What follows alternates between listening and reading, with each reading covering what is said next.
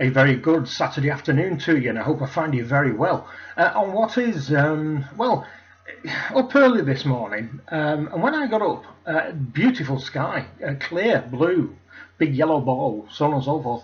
But since then, cooled down quite a lot, and although not threatening rain, a massive cover in the cloud, so who knows. Firstly, I know I said at the end of my last video that my next video was going to be from my car.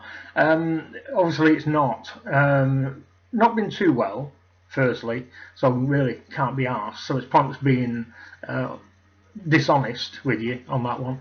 I will get round to doing it because something is happening fairly shortly, and I want to try and do a video prior to that. But what I want to talk about today, more of a rant and more of a question posing video for everyone, really. The big overarching question, which you've probably seen from the title, is what is actually wrong with the world right now? And what I mean by that is, for a long time, or it seems a long time, and I don't kind of think it is that long, but certainly the last 2 years, where everything seems to be not as we thought it was. So kind of what do I mean by that? Well, the overarching one, of course, is that men were men. We all knew who were men. And women were women. And that was it. It was black and white. We were aware within those two overarching genders that there were different sexual preferences. And that's fine, dandy and tickety-boo. I've had friends previously and extended family members now who are gay or bisexual or whatever, and I'm perfectly okay with that, because if that's the way we're wired, that is the way we're wired. But everything else seems to have changed.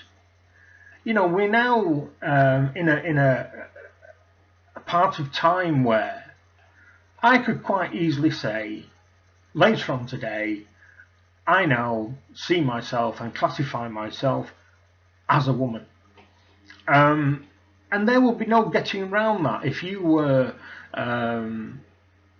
arrested by the police, I suppose if you then classified yourself as a woman, you could demand that if a search was necessary, that a WPC would have to do it, because you classified yourself as a woman, therefore it wouldn't be right for a male police officer to do it. We're hearing stories of male criminals purposefully changing their gender so that they are transferred to or sentenced to female jails. And so therefore they are classed as female and they are showering, etc., with women. So all the stuff that kind of we knew that was concrete, absolutely definitive, is now no longer the case. So let me know what your feelings are about that. Now the other thing is all this Black Lives Matter thing. Having kind of kept abreast of all the news regarding this George Floyd, I think it was, being killed in such a way that I found repugnant in every way. It was overly forceful by the police officer. You could hear the gentleman say that he couldn't breathe and so on and so forth, and it was clear that the white police officer was not in any way, shape or form going to be willing to take his knee off the neck of a man who didn't seem to be resisting in any way, shape or form. And you have to ask what the hell the other two police officers were, because apparently there was the one that you could just see off camera and another one standing by. Why they didn't come ahead and say, really, you know, you've now got the cuffs on him, you need to let him up or put him in back of the cruiser, something like that. Now, obviously, what has happened, of course, is that the male police officer has now been found guilty of a second-degree murder, and he's lost his job, he's lost his credibility, he's lost everything, because he will now spend the rest of his life in prison if they put him on Gen Pop amongst other criminals who will make it their raison d'etre to make his life as miserable and as painful as possible, and that's exactly what he deserves.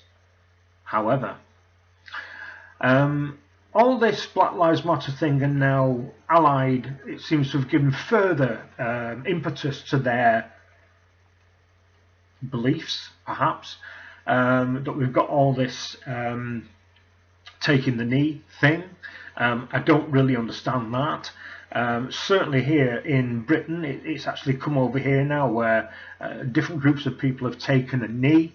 Now, just to clarify what's going on here is that Mr. Floyd was a career criminal who had a list of charges to his name. And one instance which was reported to the police, he apparently held a loaded handgun to the stomach of a pregnant woman to get his own way about something. Now, the point I'm coming to here is you've got all these people supporting the injustice of his arrest, which I agree with. But what you've got these people supporting him and lauding him as a person, as this somebody they can hold up as being a sign of the oppressed black community, certainly in America, and as now it seems there is an oppressed black community here in Britain, who was a career criminal. Now, up until 3 weeks ago or 4 weeks ago, whenever this happened, most people who are now holding him up as this icon would not want anything to do with him, and certainly wouldn't want him as a next door neighbour if they knew his past. So there's a little bit of selective memory going on here, I think. So what the hell is going on with the world there? As a wider aspect of this Black Lives Matter thing, I don't really understand why we all have to take a step back and take a view of our lives, because it isn't just black lives that matter, it's all lives that matter. It doesn't matter whether you're black, white, yellow, orange, pink, or yellow with purple spots. It just doesn't matter. All lives are sacred. And as a person who doesn't have a faith, you know that, the old guard know very well that I don't have a faith, I don't follow religion or whatever. But, you know, all lives are sacred. And as far as I'm concerned, no one race should be able to make a case for them being special. But that's what the black community seem to be wanting to do right now. And of course they're playing not only the race card here, they're playing the guilt card here regarding slavery and things like that. Now, for me, I would love to sit down with one of the leading lights of BLM and basically say, well, you know, in what way are you affected by slavery? Because the chances are that certainly their parents, their grandparents, and possibly even their great-grandparents were not in any way affected by slavery. Now, a little bit different from Britain. Certainly in America, you had what was in effect an apartheid system, certainly through the 40s, 50s, 60s, where which all kind of came to a head with Rosa Parks on the bus. But since then, I want to ask the question, how are the black community kept down? They are certainly they are overrepresented in sport, they are overrepresented in music, they are overrepresented in politics these days. There seems to be quite a lot of people of colour, as we're now prescribed to call them, in politics. There's a lot of police chiefs, one of which was black, that was killed 2 weeks ago. Nothing to be heard from Black Lives Matter then, which was that person was killed by another black man. I don't really understand what's happening with this victim mentality that they seem to have. I mean, for Christ's sake, you had a black president. So how exactly are you being oppressed? And here in Britain, slavery had gone. It had been gone here for 600 or 700 years now. And we were instrumental in bringing slavery to an end. And what the Black Lives Matter people don't seem to appreciate is that no whites who are alive now have either been responsible for or have gained any benefit from slavery, either slave trading or owning slaves or whatever. So why are we, the current generation of whites, why are we supposed to be guilty of past indiscretions? Things change. Things change over generations. Standards change over generations. And it's funny that it's only the whites who are made to feel guilty about slavery. None of the other conquering nations around the world throughout history are ever made to feel quite as guilty as the whites. The Romans had slaves. Can I, as a Brit, claim compensation from the Italian government from how we, the white British, were held down by the Roman armies who invaded my country? Can I do that? Should the Italians feel guilty about that? No, of course they shouldn't, because it's a long time ago. Things change. Move along. The Ottoman Empire had a massive, huge empire. I think it was about the third or the fourth largest empire that there's ever been. They had slaves. They traded in slaves. They were very, very guilty of mistreatment of slaves. Are the Turks made to feel guilty? No. You look at the Muslim countries. The Muslims still, in fact, have a slave trade, as it were. But in the days gone by, Muslim countries traded in slaves, certainly white slaves, and did they ever made to feel guilty? No, not at all. Why? Because, well, they seem to be a protected race right now, and of course they are a race of colour of some description or another. So what's going on with that? Why are we, as the singular race that is outed as being guilty for slave ownership, mistreatment, trading, whatever, why are we the only race that are made and required to feel guilty about this?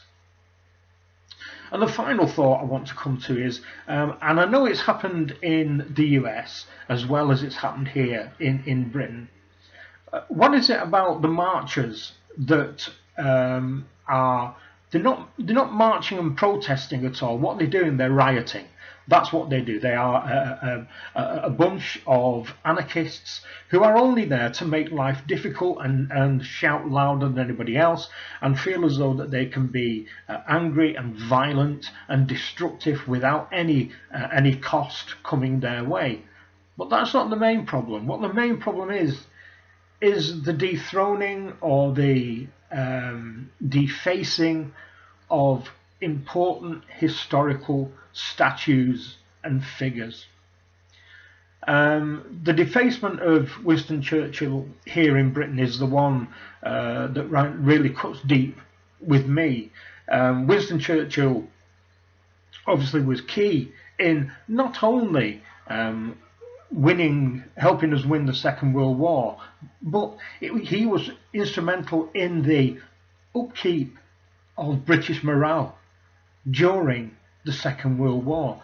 In the early days between 1939 and 1941, where we stood alone, everybody else in continental Europe had been conquered, and we stood alone, and he made the series of what are now iconic speeches to keep up the morale of what is now widely accepted as being our greatest generation of people.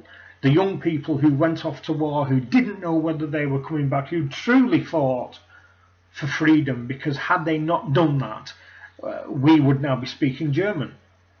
And the older people who stayed at home here, using the phrase digging for victory, as used by Winston Churchill, giving up so much, their time, their freedoms, their materials, such as all the metal we could pull together to enable Spitfires and tanks and weapons to be built, and growing food, because the farmland wasn't able to do that. A lot of land was taken over for manufacture of different things. And we get all these vandals, these young, riotous vandals who seem to know nothing about history and no appreciation of what has gone before. What has gone before was given them the freedom to do what they're doing now. What's going on there? I was born in 1960. That was only 6 years after rationing ended here in Britain, because we were broken. We were a broken country. We still where I lived. We, as a young boy, we used to play on bomb sites. Massive holes in the ground that were left by bombs that we didn't have the money to actually reclaim and rebuild on, because the land was just broken. So the Second World War, although I'm not old enough to have been involved in it, I grew up in the fallout from it.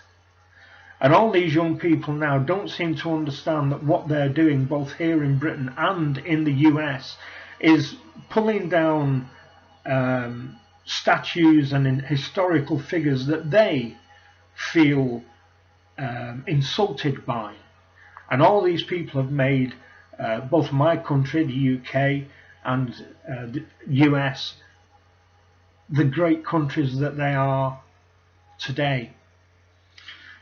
And the last question I want to ask is, why has this happened? Has this happened because they do feel truly insulted, or is it that they've got such an easy ride now that they feel that they can do, say, and act in any way they feel?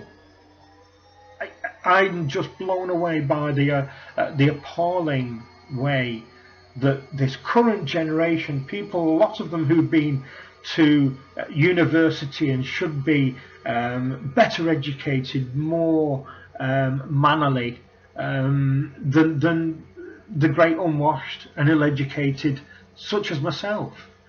So what is going on?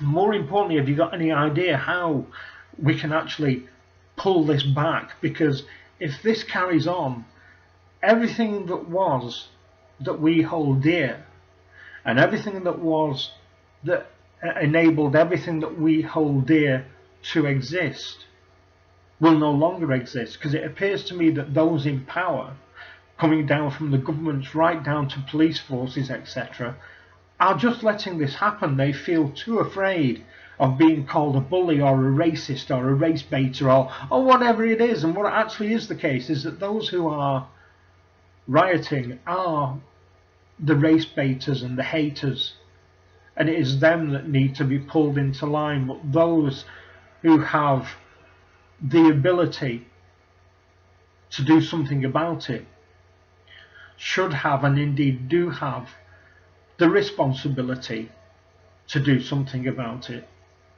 and they're just not, and that's quite worrying. So that's it for this one. So my next one will be a little bit lighter than this. It will be done hopefully in my car, because I've got to do it fairly quickly because something's happening very soon which will be part of my next video. So hopefully you'll have some ideas, answers, whatever you feel you can bring to this conversation. Let me know. I find it very frustrating, and I find it very annoying and quite upsetting of what's happening to this great country of the United Kingdom.